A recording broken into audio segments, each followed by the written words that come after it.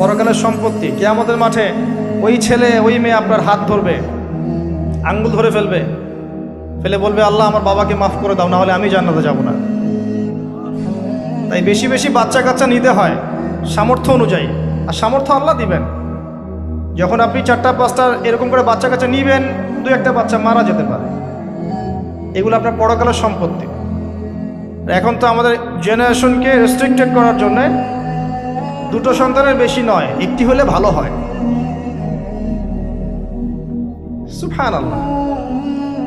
মুসলিমদেরকে চতুর্দিক থেকে চাপে ফেলা, চতুর্দিক থেকে গলা চিপে ধরা। জনশক্তিতে রূপান্তরিত হলে কোনো সমস্যা আছে? চাইনিজদের জনসংখ্যা কত? কত? চায়নার জনসংখ্যা কত? ম্যাক্সিমাম জনগণকে তারা জনশক্তিতে রূপান্তরিত করেছে।